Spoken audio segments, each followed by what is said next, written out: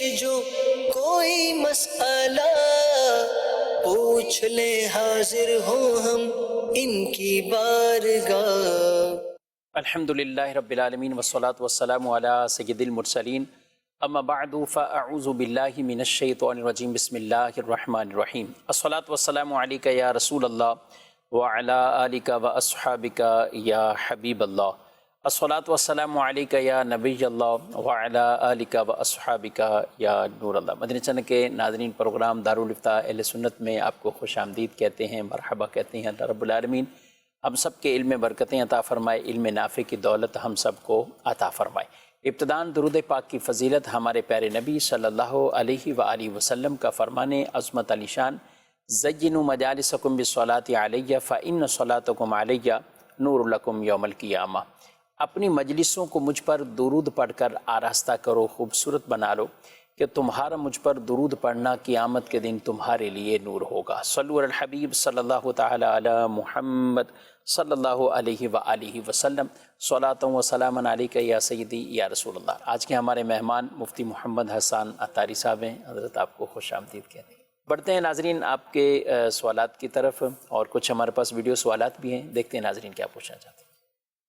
میں نعیم احمد عطاری بول رہا ہوں۔ لوگ کہتے ہیں کہ ہر کام میں اللہ کی مرضی نہیں ہوتی، ایسا کہنا کیسا؟ کیا کہیں گے آپ؟ بسم اللہ الرحمن الرحیم۔ دیکھیں، مرضی اگر ہم اس کو عربی لغت کے اعتبار سے دیکھتے ہیں تو اس کا معنی ہوتا ہے کہ وہ چیز کہ جس کے اندر اللہ کی رضا ہو، وہ چیز اللہ پاک کو پسند ہو۔ لیکن اگر ہم اردو کے اعتبار سے دیکھیں تو عام طور پر یہ اس معنی میں استعمال کم ہوتا ہے کہ پسندیدہ معنی کے اندر، بلکہ عام طور پر اس کا مطلب یہ ہوتا ہے کہ وہ کرنا نہ چاہے یا چاہے، یعنی استطاعت و طاقت کے معنی میں استعمال ہوتا ہے، اجازت کے معنی میں استعمال ہوتا ہے۔ اگر تو یہی معنی اور اسی چیز کو پیش نظر رکھا جائے تو یہ تو کفریہ معنی بن جائے گا، کہ ظاہر ہے کہ اللہ پاک کی مرضی کے بغیر یہ ہو رہا ہے، یعنی اس کی اجازت کے بغیر یہ ہو رہا ہے، تو پھر تو ظاہر ہے کہ یہ کفر ہو جائے گا۔ اسی کی اجازت سے پتہ تک ہلتا ہے۔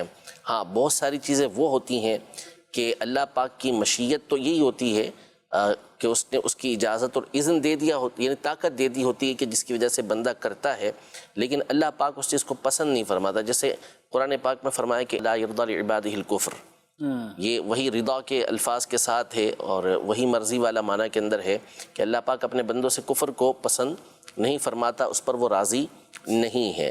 تو اللہ پاک کی طرف سے کسی چیز کی مشیت کا ہونا اس کا وہ ایک الگ بات ہے، لیکن اس کا وہ راضی بھی اس چیز سے ہونا یہ الگ بات ہے۔ لیکن یہ عربی کے اعتبار سے عام طور پہ ہوتا ہے، یہ فرق عربی کے اعتبار؟ جی ہاں، کیونکہ جب ہم اردو میں یہ لفظ استعمال کرتے ہیں تو عمومی طور پر یہ اجازت کے معنی میں استعمال ہوتا ہے، آپ کی مرضی، آپ جائیں آپ نہ جائیں۔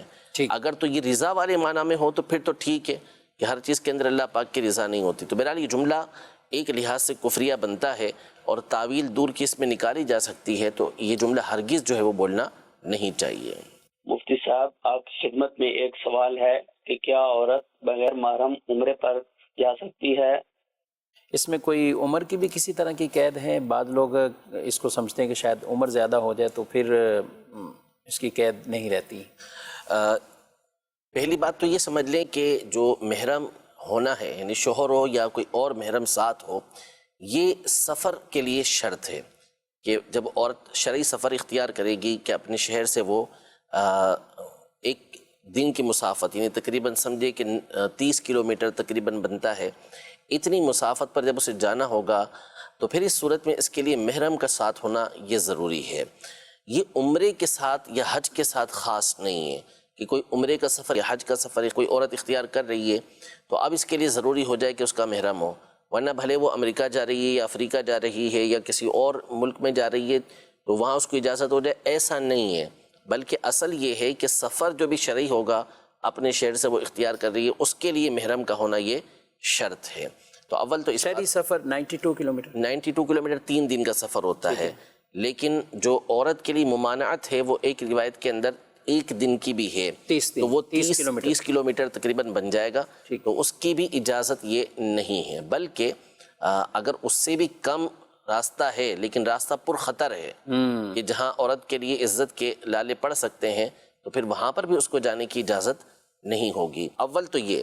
دوسرا یہ کہ اس میں عمر کی قید نہیں ہے. عورت جو بھی بالغہ ہو گئی یا بلوغت کے وہ قریب پہنچ گئی کہ اس کے ساتھ اس طرح کے معاملات ہو سکتے ہیں، اس کی عزت کو خطرہ ہو سکتا ہے، تو اب اس کے لیے بہر صورت محرم کا ہونا شرط ہے، چاہے اس کی کتنی ہی سال کی عمر ہو جائے، 100 سال کی بھی ہو چکی ہے تو بھی حکم شرع اس کے لیے یہی ہے. ٹھیک ہے، یعنی عمرے سے اس کا تعلق عمر حج سے تو ویسے ہی تعلق نہیں ہے اس کا، یہ تعلق اصل سفر سے ہے. نبی پاک صلی اللہ تعالیٰ علیہ وآلہ وسلم نے یہ ارشاد فرمایا کہ جو آخرت کے دن پر اور اللہ پر ایمان رکھتی ہے تو اسے چاہیے کہ وہ بغیر محرم کے سفر اختیار نہ کرے. ٹھیک ہے. اچھا، حرمین طیبین میں جو پہنچ جاتے ہیں وہاں پہ عام طور پہ بعض اوقات یہ سوال پوچھ رہے ہوتے ہیں کہ کوئی کسی کا محرم وہاں پہنچ چکا ہے، پہلا عمرہ بھی ادا کر لیا، اب دوسرے دن کرنا ہے، تیسرے دن کرنا ہے، لیکن وہ محرم عمرہ نہیں کر پا رہے ہیں، تو اب وہ ایک جیسے بھی گروپ وائز ہیں یا کچھ افراد ساتھ ہیں تو یوں ان کے ساتھ، اور سفر بھی بالکل ایک سیو ہے، تو عمرہ ہو سکتا ہے؟ دیکھیں جب وہاں پہنچ گئے تو اب جیسے مسجد عائشہ جاتے ہیں، جی ہاں،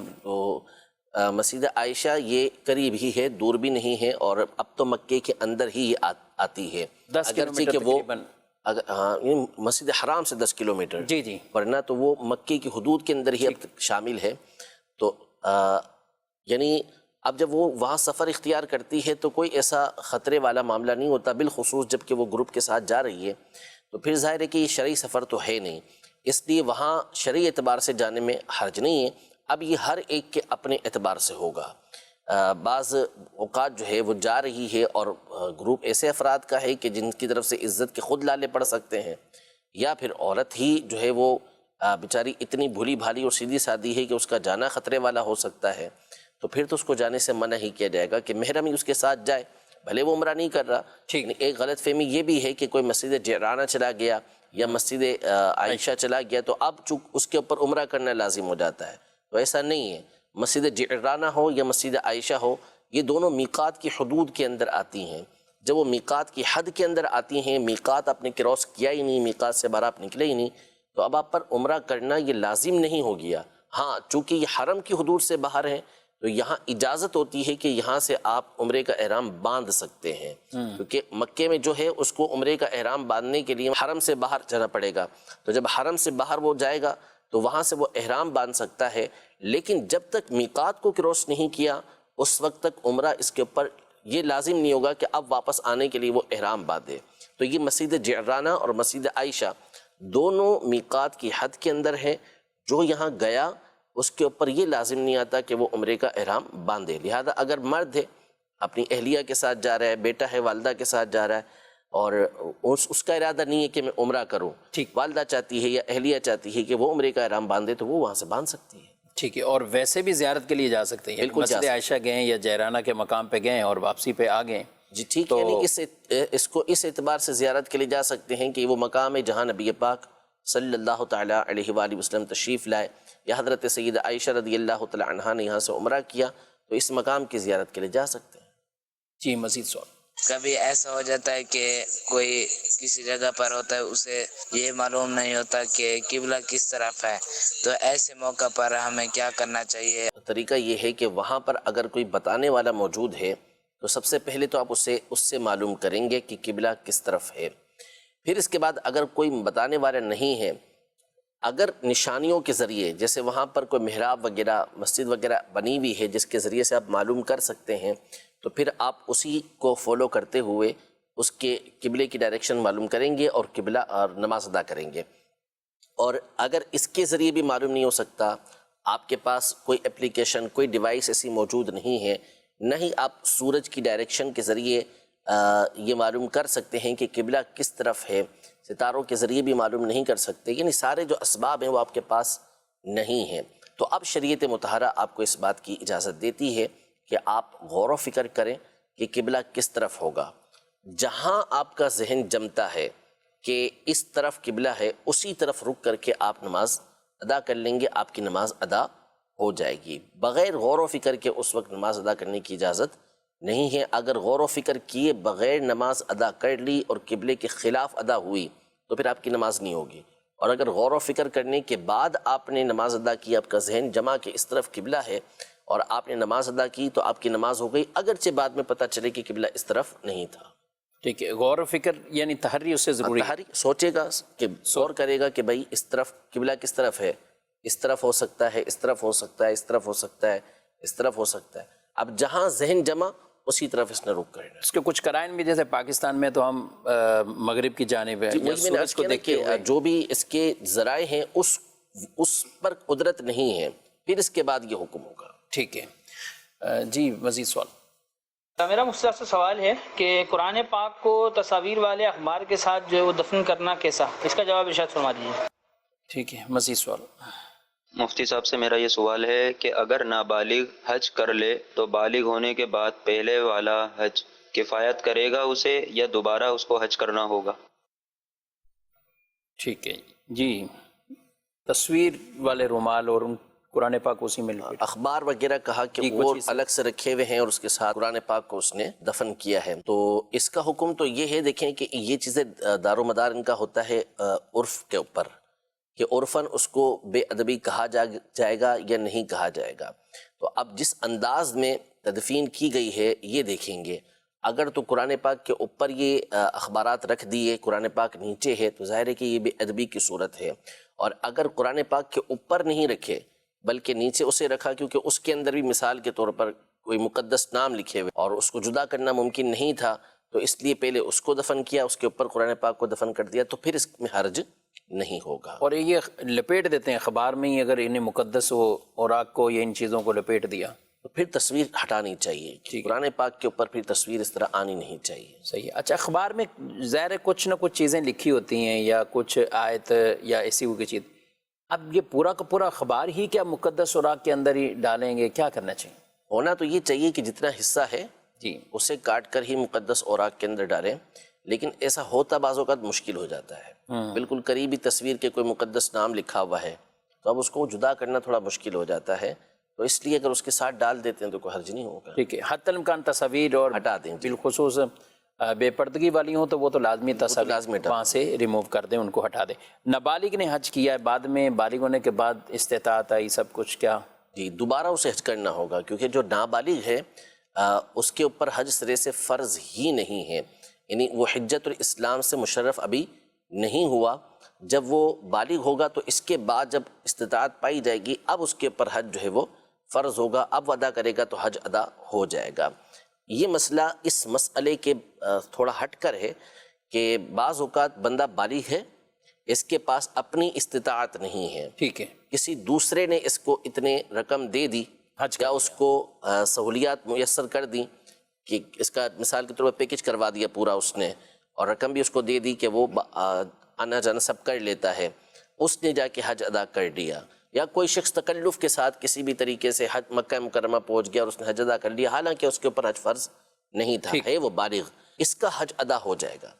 جیسے بکثرت ایسا ہوتا ہے کہ کمپنیاں ہوتی ہیں مختلف، وہ اپنے امپلائیز کو جو ہے بعض اوقات حج کرواتی ہیں، قرآن دازی ہوتی ہے، کسی ایک کا نام آ جاتا ہے اور اس کو وہ حج کروا دیتی ہیں، حالانکہ اس کے اوپر حج فرض نہیں ہوتا. پھر وہ پریشان ہوتے ہیں کہ کیا ہمارا حج ادا ہو گیا، یعنی فرض ادا ہو گیا، یا آئندہ ہمارے پاس استطاعت آئے گی تو دوبارہ کرنا ضروری ہوگا.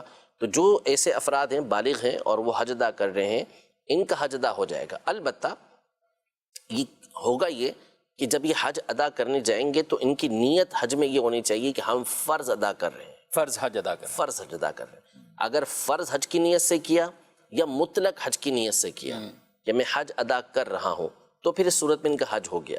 البتہ خاص طور پہ کوئی نفل کی نیت کرتا ہے کہ میں نفل ادا کر رہا ہوں، تو پھر اس صورت میں اس کا نفلی حج ادا ہوگا، فرض ادا نہیں ہوگا. اور ویسے عام نیت جیسے ہوتی ہے تو وہ فرض کی ہوتی ہے، فرض قرار پائے گی، وہ فرض قرار پائے گی. یا تو خاص فرض کی نیت کی کہ میں فرض حج ادا کر رہا ہوں یا میں حج ادا کر رہا ہوں، تو پھر اس صورت میں اس کا فرض حج ادا ہو جائے گا. اور ایسے لوگوں کو بھی جن کو موقع مل رہا ہے تو ان کو آپ کیا مشورہ دیں؟ فرض کی نیت کریں، ظاہر سی اسی بات طرح ہے کے شعبہ، بالکل فرض کی نیت ہی کرنا چاہیے ان کو. اور عام طور پہ کرتے لوگ مطلق نیت ہیں، صحیح، وہ نفل کا شاید ہی کسی کے ذہن کے اندر آتا ہو، لیکن باسا اوقات ان کو وسوسہ اور خیال یہ آتا ہے جی ہاں، کہ پتہ نہیں ہمارا حج ادا ہوا یا نہیں ہوا. اچھا ایسا بھی ہے کہ ایک نے آگے پوچھا بھی تھا ایسا ہی کہ پہلے کسی نے کرا دیا تھا جی، تو جیسے کوئی اپنے ملازمین کو بھی ساتھ لے کے جاتے ہیں کہ چلیں کام کاج کے لیے ہیلپ ہوگی، یا اس طرح کوئی کاروان والے بھی ایسے افراد کو بھی ہائر کر کے لے کے جاتے ہیں کہ وہاں وہ حاجیوں کی خدمت بھی کریں گے اور ساتھ اپنا فریضہ بھی ادا کریں۔ اب وہی صاحب استطاعت ہو گیا دوبارہ، اب وہ شخص کہتا ہے کہ میں اس حج سے اپنے طور پہ وہ اطمینان نہیں ہو رہا، تو کیا کریں؟ مطلب مطلق نیت کریں، یعنی جب جائے تو مطلق نیت کرے کہ میں حج ادا کر رہا ہوں۔ وہ تو پہلا ہو گیا اس کا، نہیں، دوبارہ جب جا رہا ہے اب دوبارہ اب وہ تو ادا ہو گیا اس کا ٹھیک ہے، پہلے سے، لیکن وہ کہہ رہا ہے میں دل مطمئن نہیں جی ہو ہاں رہا۔ جی ہاں جی ہاں تو شرعی اعتبار سے تو اس کا دل مطمئن ہو جانا چاہیے۔ صحیح۔ جب شریعت مطہرہ نے آپ کو کہہ دیا کہ آپ کا حج ادا ہو گیا تو اب آپ کے دل کو اطمینان ہونا چاہیے، لیکن اب جب بھی جائیں تو مطلق نیت کریں، ٹھیک ہے، خالص نفل کی کرنے کی ضرورت نہیں۔ ضرورت ہی نہیں ہے، تو آپ کا بالفرض اگر نہ بھی ہوا ہو تو ادا ہو جائے گا۔ فرض حج زندگی میں ایک بار ہی ہے، اور جب بھی اللہ پاک نے آپ کو یہ طاقت بھی دی ہے، استطاعت بھی دی ہے، کسی طرح کا کوئی مرض بھی نہیں ہے، کوئی اور بھی ایسی رکاوٹ نہیں ہے جو شریعت مطہرہ جس کو مانے اور رکاوٹ کہے، تو اس طرح کا کوئی عذر نہیں ہے، تو اس میں تاخیر بالکل بھی نہیں کرنی چاہیے، جلد سے جلد اپنے فرض حج کو ضرور ادا کرنا چاہیے۔ رسول اللہ صلی اللہ تعالیٰ علیہ وآلہ وسلم نے اس شخص کے حوالے سے بڑی ناراضگی کا اظہار کیا، وعید بھی اس پہ فرمائی کہ جو شخص استطاعت ہے، طاقت ہے، اس کے باوجود بھی کوئی کسی طرح کی رکاوٹ اور عذر بھی نہیں، اور پھر بھی وہ حج کے معاملے کے اندر وہ سستی کرتا ہے، حج کو ادا نہیں کرتا، تو آپ صلی اللہ تعالیٰ علیہ وآلہ وسلم نے اس کے لیے جو فرمایا کہ اللہ کو اس کی کوئی پرواہ نہیں کہ وہ چاہے اب یہودی ہو کر مرے یا نصرانی ہو کر مرے، معاذ اللہ ثم معاذ اللہ۔ تو جو بھی افراد ہے، بعض اوقات اپنے کاروبار کی وجہ سے یا اپنے مکان کو مزید آگے بڑھانے کی وجہ سے، بچوں کی شادیوں کے حوالے سے، دیگر کئی ایسے اعذار ہوتے ہیں، مفتی صاحب کیا کہیں گے جو اس طرح کے اعذار عام طور پر ذہن میں رکھتے ہیں؟ اور اب حج جنہوں نے پچھلے سالوں میں نہیں کیا وہ یقیناً کچھ افسوس تو کر رہے ہوں گے کہ یار پہلے گورنمنٹ کے تحت اگر آج سے ہم 5-7 سال پیچھے چلے جائیں تو 2-2.5 لاکھ روپے تک بھی حج کا وہ پیکج مل رہا تھا اور ہو رہے تھے، اب وہی 10-11 لاکھ پہ چلا گیا۔ اب آگے مزید کوئی بظاہر ایسا نہیں لگتا کہ اب یہ دوبارہ 2.5 لاکھ پہ ہی آ جائے گا، تو آگے بڑھتا ہی جائے گا سلسلہ۔ تو یہ عذر بھی کچھ نہ کچھ اس طرح کے ساتھ ہوتے ہیں، اخراجات بھی بڑھ رہے ہیں، کیا کہیں گے آپ؟ دیکھیں، سب سے پہلی چیز تو یہ ہے کہ امیر علیہ سنت نے اس پر بڑی تفصیل کے ساتھ گفتگو کی ہے اور سمجھایا ہے ایسے افراد کو، یعنی یہ ایک تو قسمت کی بات ہوتی ہے، دوسرا علم دین سے دوری کی بات ہوتی ہے۔ کروڑوں اربوں پتی افراد ایسے نکل آتے ہیں کہ جنہوں نے حج ادا نہیں کیا ہوتا، اللہ، دنیا بھر کو گھوما ہوتا ہے اور بسا اوقات عمرے بھی کیے ہوئے ہوتے ہیں، لیکن حج کی ادائیگی کا ان کا ذہن نہیں بنتا۔ یہ نگران شورا نے بھی اور امیر علیہ سنت نے بھی بڑی تفصیل کے ساتھ اس پر مدنی مذاکرے میں گفتگو کی ہے، بتایا نگران شورا نے کہ کئی مقامات پر جانا ہوا، وہاں بڑی بڑی پارٹیوں سے ملاقات ہوئی تو پتہ چلا کہ انہوں نے حج ادا نہیں کیے ہوئے، تو پھر ترغیب دی، سمجھایا تو وہ تیار ہو گئے۔ اور ظاہر ہے کہ آج کے دور میں حج کی ادائیگی کوئی وہ مشکلات نہیں ہے جو آج سے کچھ عرصہ پہلے ہوتی تھیں، اور بالخصوص جو مالدار جاتا ہے تو ظاہر ہے کہ اس کے لیے پیسے کی کمی نہیں ہوتی، تو جتنا زیادہ وہ پیسہ دیتے ہیں اتنی زیادہ سہولیات ان کو میسر بھی ہو جاتی ہیں۔ بہرحال تو حج کی ادائیگی سے ایسے افراد بسا اوقات قسمت کی بنیاد پر بھی کہہ سکتے ہیں، بدقسمتی ان کی ہے، اور دوسرا یہ کہ علم دین سے دوری، دین سے دوری کی وجہ سے بھی ایسا ہوتا ہے۔ تو اول تو ایسے افراد کے لیے پیسہ کوئی مشکل کام نہیں ہوتا۔ ہاں، وہ طبقہ کہ جس کو اللہ پاک نے وسعت دی ہے، ایک بہت زیادہ نہیں ہے لیکن اتنی وسعت ان کے پاس ہے، اتنا پیسہ ان کے پاس ہے کہ حج کی ادائیگی وہ کر سکتے ہیں اور ان کے اوپر حج فرض ہو جاتا ہے۔ اب یہ لوگ جو ہے وہ تاخیر کرتے ہیں، تو تاخیر کرنے کی وجہ سے پھر یہ معاملات کھڑے ہو جاتے ہیں کہ ظاہر ہے کہ جو معاشی صورتحال ہے وہ ہمارے سامنے ہے کہ دن بدن اس کے اندر مشکلات ہوتی جا رہی ہیں، بالخصوص جو اس سال کے معاملات ہیں، جی ہاں، تو جو نظر رکھتے ہیں ان کو پتہ ہے کہ اس دفعہ کس قدر مشکلات اس حوالے سے سامنے آئیں کہ کتنے افراد جو ہے وہ حج کے لیے جا رہے ہیں اور کتنے افراد نہیں جا رہے۔ تو اللہ پاک نے اگر آپ کو وسعت دی ہے، اول تو یہ جان لیں کہ آپ کے اوپر فرض ہے، بچیوں کی شادی اور اسی طرح گھر اور دیگر چیزیں، یہ ساری چیزیں حج کی ادائیگی کے رکاوٹ نہیں بن سکتی۔ ان تمام چیزوں کو اللہ پاک پورا فرما دے گا۔ آپ کے ذمے جو ہے اللہ پاک کے فرض کی ادائیگی ہے، آپ اس فرض کی ادائیگی کریں۔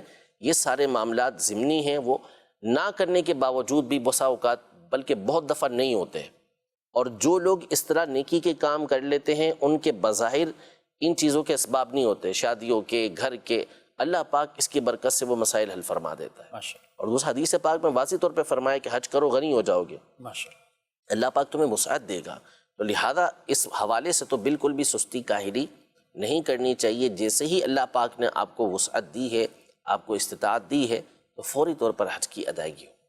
ٹھیک ہے، اور عمرے پر بھی اس کو یعنی ترجیح دینی چاہیے یہ؟ بالکل، یعنی میں ایسے یعنی اسی سفر میں کسی سے بات ہوئی تو وہ کہہ رہے کہ ہم 5 سال سے لگاتار رمضان شریف میں ہی بیچ میں جو رکاوٹ ہوئی کرونا سے، اس کے بعد ہماری یہ 5ویں حاضری ہے۔ تو گفتگو میں خیر میں نے پوچھ بھی لیا کہ حج کا بھی فرض ادا کر چکے ہیں؟ نہیں وہ نہیں کیا ابھی تک، بس اس کے لیے تیاری کر رہے ہیں، یہ کر رہے ہیں۔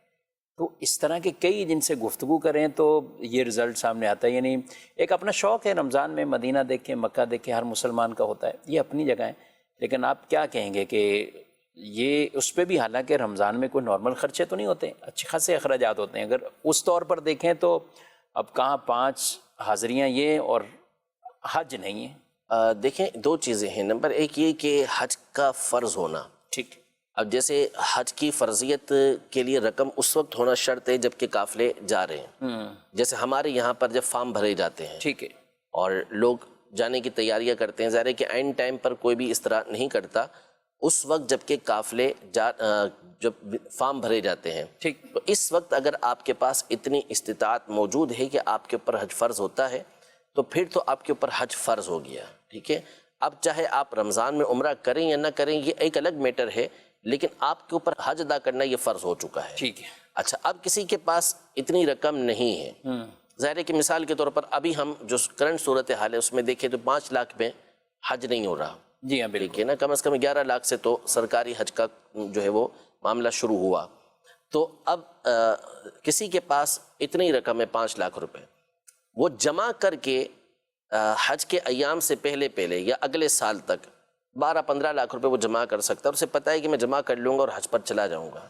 اب آپ اس کے مشورہ دے سکتے ہیں کہ آپ جو ہے آپ کے لیے بہتر یہ ہے کہ آپ اسے جمع کر لیں اور آپ حج کی فرضیت جو ہے وہ پہلے ادا کر لیں۔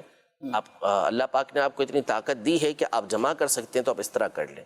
لیکن اگر ایسا شخص یہ عمرے پر چلا جاتا ہے حالانکہ اس کے اوپر حج فرض ہے اور عمرے پر جانے کی وجہ سے وہ حج کے فرض کو ادا نہیں کرتا تو پھر یہ غلط ہوگا، ٹھیک، شرن کہ جب اس کے اوپر حج فرض ہو چکا تو پھر تو اس صورت میں اس پر لازم ہے نا کہ وہ حج کے لیے کوشش کرے گا، وہ کہے کہ جی میرے پاس ہے تو 12 لاکھ روپے، لیکن مسئلہ یہ ہے کہ اب میں بھر دوں گا تو مجھے رمضان میں جانا ہے عمرے پر، لہٰذا میں کیسے یہ پیسے بھروں؟ تو اب یہ جو کر رہا ہے غلط کر رہا ہے، یہ ناجائز و گناہ کر رہا ہے، اس پر لازم ہے کہ وہ حج کی فرضیت کو ادا کرے گا۔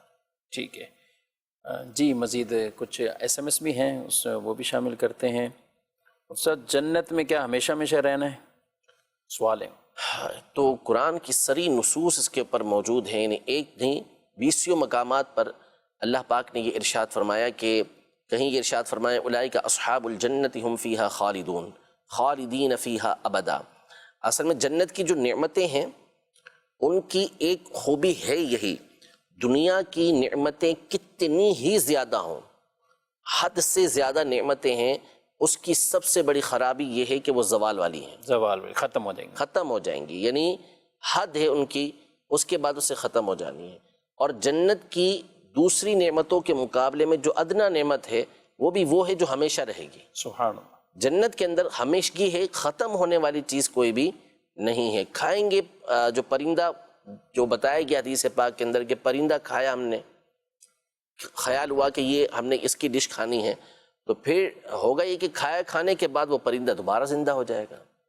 تو اس لیے جنت کے اندر سب سے بہت ساری نعمتوں کے ساتھ ساتھ ایک نعمت یہ ہے کہ وہاں ہمیشہ رہنا ہے، اس کی نعمتیں ہمیشہ کے لیے وہ ختم ہونے والی نہیں ہیں۔ یہ پوچھ رہے ہیں کہ یہ کہا جاتا ہے اعلیٰ حضرت پر ہماری آنکھیں بند ہیں، کیا فرماتے ہیں؟ اس جملے کا کیا مطلب ہے؟ اصل میں دیکھیں اعلیٰ حضرت امام اہل سنت رحمۃ اللہ تعالی علیہ یہ وہ ہستی ہیں کہ جنہوں نے اس زمانے کے اندر جب کہ بر صغیر پاک و ہند کے اندر ہر طرف ایک طوفان بدتمیزی برپا تھا اور اللہ کی ذات پر، اللہ پاک کی ذات پر، نبی پاک صلی اللہ علیہ وسلم کی ذات پر طرح طرح سے حملے کیے جا رہے تھے، تو آپ رحمۃ اللہ تعالی علیہ ان علماء کے سرخیل تھے، ان علماء کے قائد تھے کہ جنہوں نے ان فتنوں کا زبردست مقابلہ کیا، اور اس انداز میں دین اسلام کی تشریح کو، جو حقیقی تشریح تھی وہی دین اسلام کی جو نبی پاک صلی اللہ علیہ وسلم لے کر آئے اور صحابہ کے ذریعے ہم تک پہنچا،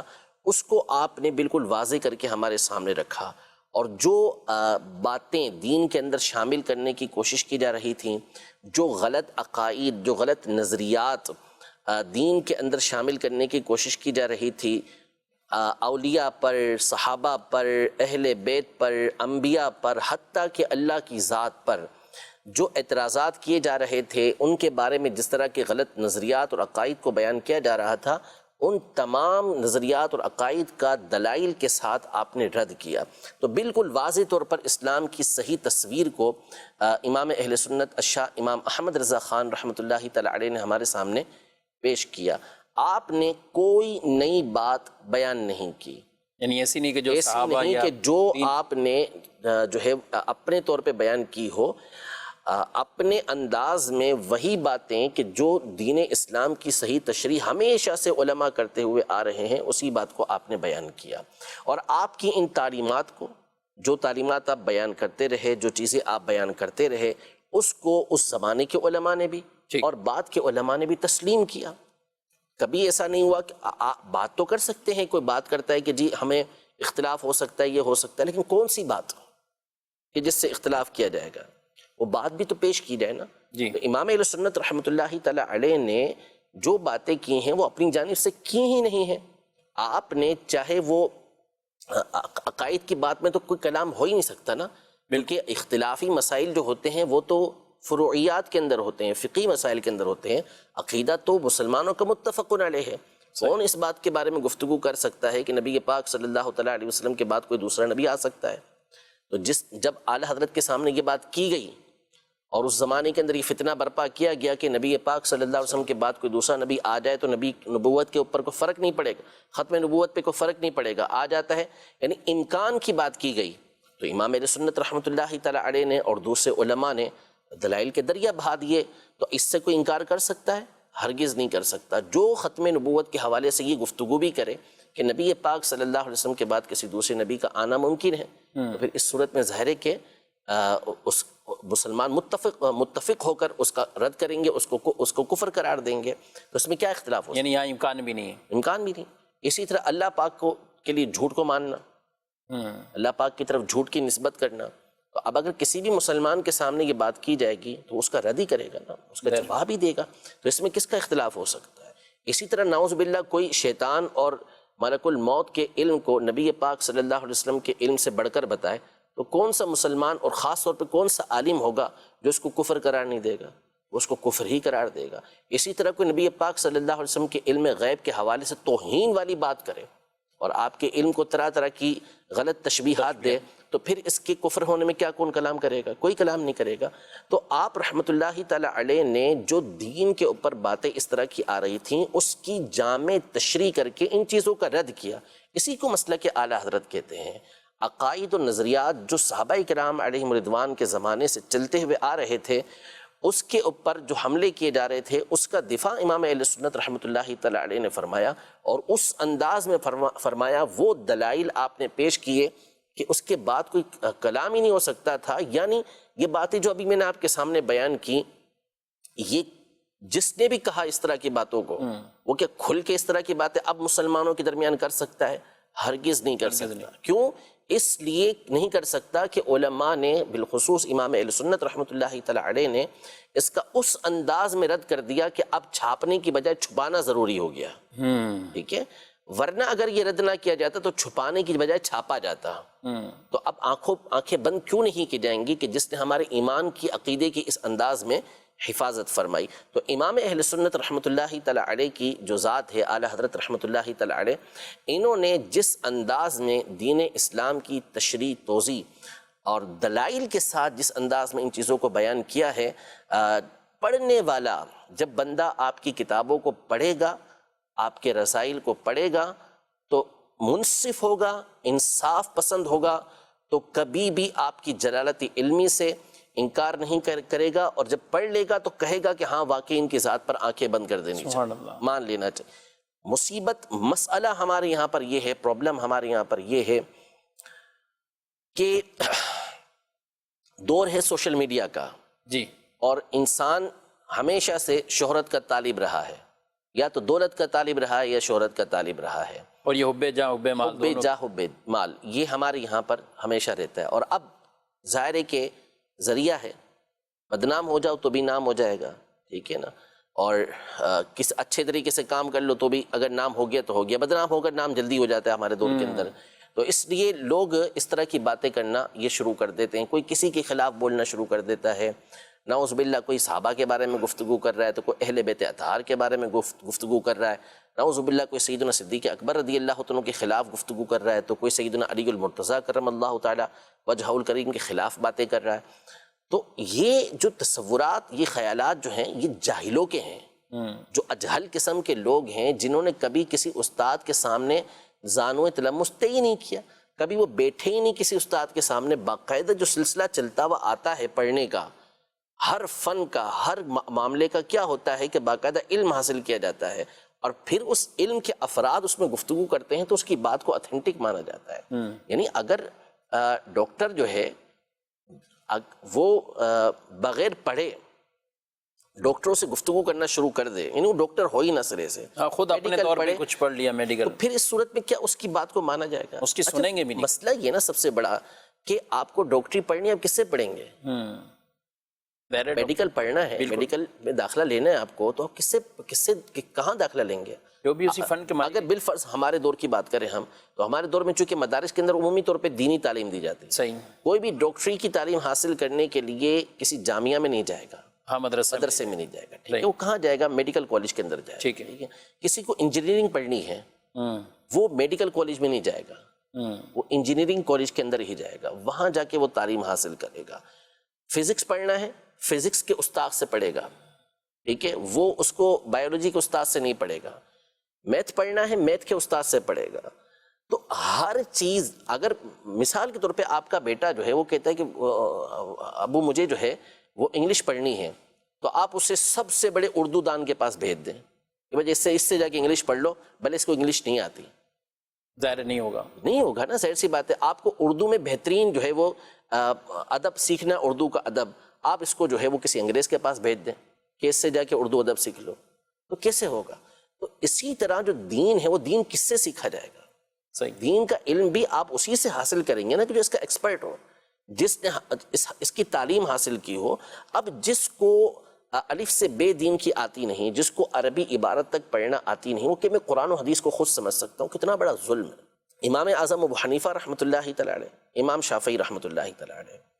امام شافعی نے 10 سال قبیلہ حذیل کے اندر گزارے، جو عرب کا فصیح ترین قبیلہ تھا.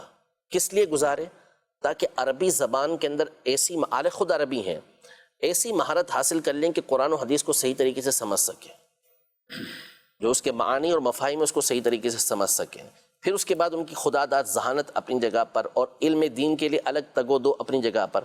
اب کوئی شخص آتا ہے جس نے کبھی پڑھا ہی نہیں ہے، آ کے وہ کہتا ہے کہ جس طرح میں نے قرآن کو سمجھا اس طرح تو امام شافعی بھی نہیں سمجھے. پھر کیسے کہیں گے اس بات کو؟ کیسے تسلیم کریں گے آپ کے بات؟ یعنی آپ بڑے بڑے جو فلاسفر ہیں ان کے مقابلے میں آپ ہماری بات کو تسلیم نہیں کریں گے. اگر ہم کوئی حکمت والی بات کہیں تو نہیں، اس کی بات معتبر ہے زیادہ. وائی؟ کیوں؟ اس لیے کہ وہ اس کا فن ہے، آپ اس کی بات کو تسلیم کر رہے ہیں، ہماری بات کو تسلیم نہیں کریں گے. کیوں؟ اس لیے کہ آپ کا یہ کام نہیں ہے. میں میڈیکل کی کوئی بات آپ کو بتا دوں، میں ڈاکٹری کی کوئی بات آپ کو بتا دوں، انجینئرنگ کی کوئی بات آپ کو بتا دوں، جو میں نے اس کتاب سے پڑھ لی، اس کتاب سے پڑھ لی، تو میری بات تسلیم نہیں ہے. اس کی بات کیوں تسلیم ہے؟ اگر میں نے ابتدائی تعلیم حاصل کر لی چلے اس کی میڈیکل کی، تو بھی میری بات ویسی معتبر نہیں جیسے کہ 50 سال پرانے ڈاکٹر کی بات معتبر ہے. بالکل. کیوں؟ اس لیے کہ اس کا تجربہ ہو چکا، وہ مجھ سے زیادہ پڑھ چکا. لیکن جہاں دین کی بات آتی ہے تو ہماری آنکھیں پتہ نہیں بند ہونے کی بجائے اور زیادہ عجیب سی ہو جاتی ہیں. تو اس لیے جو اسلاف ہیں، بزرگان دین ہیں، یہ پورا ٹاپک ہے. اگر میں اس پر گفتگو کرنا چاہوں کہ متقدمین اور متاخرین کے علم کے درمیان کیسا فرق ہے، تو اس پر علماء کی 50 نصوص موجود ہیں کہ متقدمین یعنی پرانے علماء کے جو علمی رسوخ ہوتا تھا، ان کی مضبوطی ہوتی تھی، وہ اس قدر زیادہ ہے کہ امام ذہبی رحمۃ اللہ تعالی علیہ جیسی ہستی نے فرمایا کہ جب آپ نے ابو بکر الاسماعیلی رحمۃ اللہ تعالی کی ایک کتاب کا مطالعہ کیا، مسند فاروق کا، تو آپ نے فرمایا میں نے جان لیا کہ متاخرین متقدمین کے حفظ کے برابر پہنچ ہی نہیں سکتے. ایسے کئی نصوص علماء کی موجود ہیں.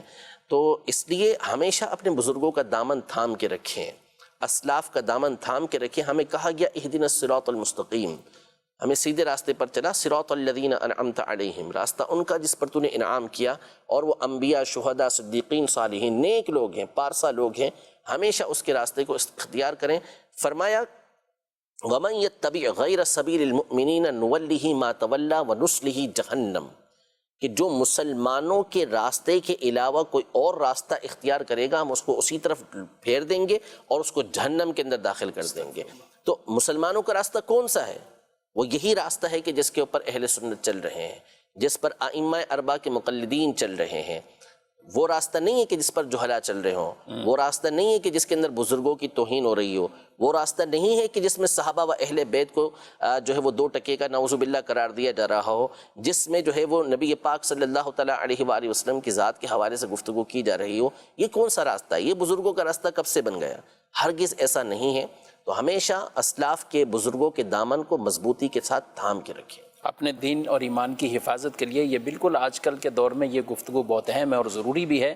ہمیں تو فرمایا گیا انظروا امن تاخذون دینکم، کہ تم یہ ضرور دیکھو کہ تم اپنا دین کس سے دے رہے ہو، اپنا دین کس سے حاصل کر رہے ہو۔ اللہ پاک ہم سب کے ایمان کی حفاظت فرمائے، اور ہم اپنا جو بھی دینی معاملات ہیں وہ بھی علماء حق سے، علماء اہل سنت سے رہنمائی لیں، نہ ادھر ادھر بھٹکیں، نہ ادھر ادھر کی سن کر اپنے ذہنوں کو مختلف طرح کے وساوس کا شکار بنائیں۔ ایسا ہرگز نہیں ہونا چاہیے۔ اللہ پاک ہم سب کو علم نافع کی دولت عطا فرمائے۔ ناظرین کرام، ہمارے پروگرام کا وقت اپنے اختتام کو پہنچا، آپ سے اجازت چاہتے ہیں، فی امان اللہ۔ ہادیوں رہنما ہمارے علماء، ہو کبھی درپیش جو کوئی مسئلہ، پوچھ لیں حاضر ہوں ہم ان کی بارگاہ۔